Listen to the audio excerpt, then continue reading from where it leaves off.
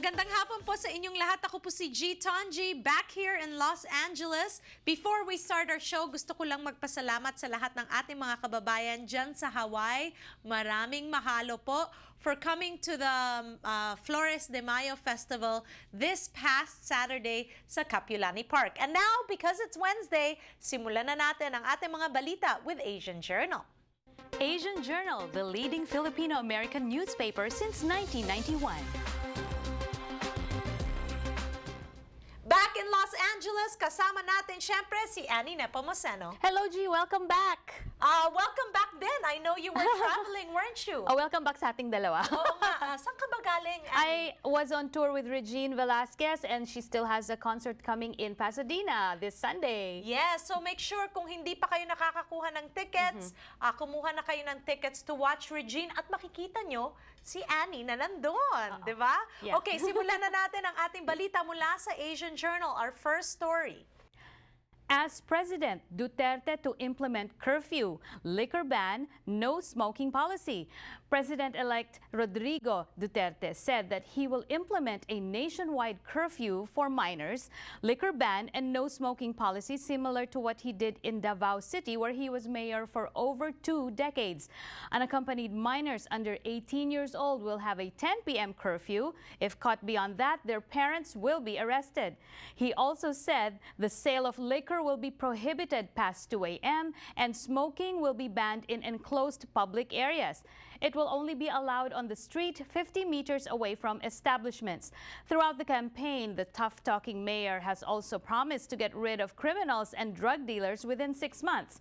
Duterte, who garnered over 15 million votes in the national election last week, is set to take office on June 30 after Congress ratifies the election results.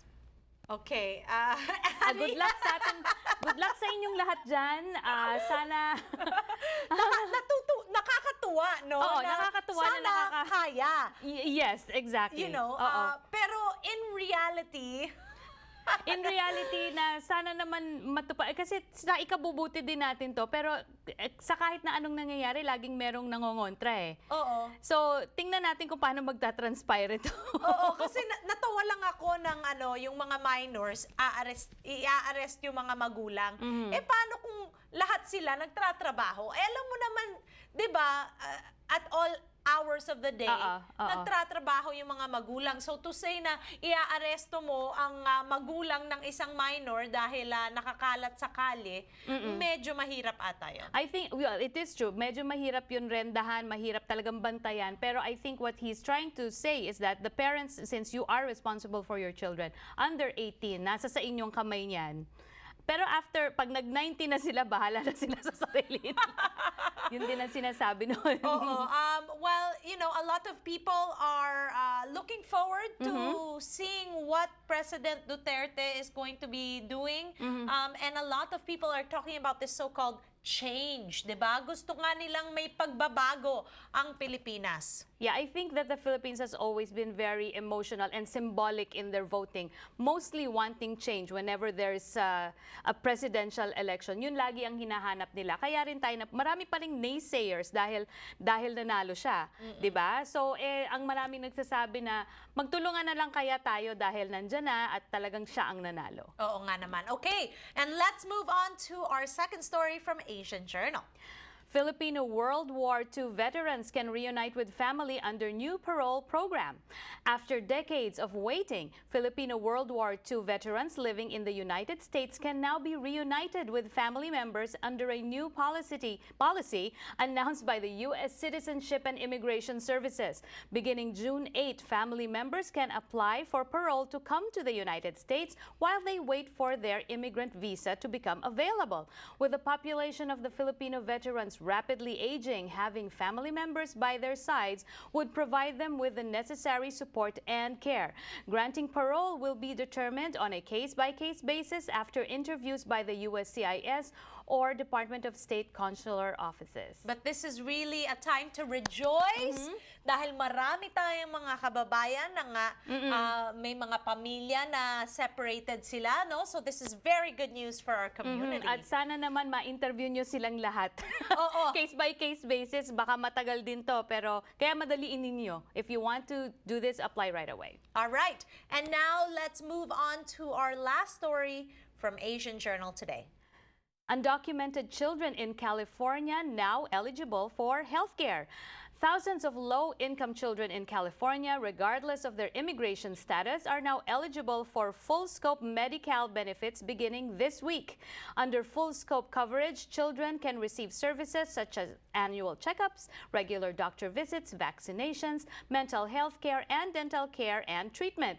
To qualify, undocumented children younger than 19 must come from families whose incomes are at or below 266% of the federal poverty line.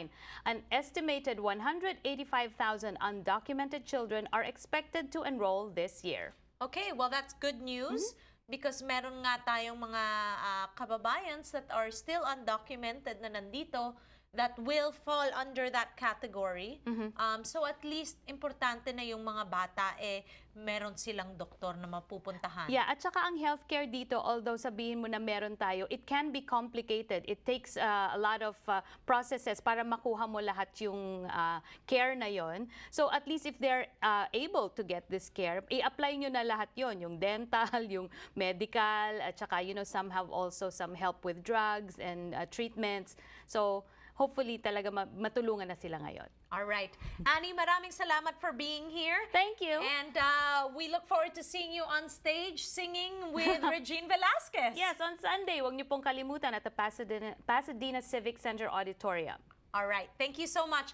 And before we go, gusto naming magpamigay. We are giving 2 Paradise Cove gift certificates worth $50 each. Paradise Cove is located along the beautiful Pacific Ocean coast in Malibu.